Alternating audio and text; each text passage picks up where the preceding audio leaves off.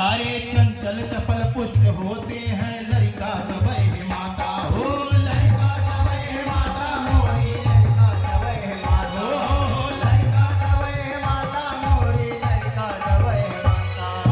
लेकिन केहू कह महतारी, लेकिन केहू कह महतारी, ना होय कभो कुमाता हो, ना होय कभो कुमाता भैया, ना होय कभो कुमाता हो, ना होय कभो कुमाता भैया, ना होय कभो कुमाता। माई के एक स्वभाव होता है कि लड़का चाहे लायक होए चाहे नालायक होए, लेकिन ओकर आशीर्वाद हमेशा बना रहता है। इसलिए कहा गया, अरे देती अचरा के छहनिया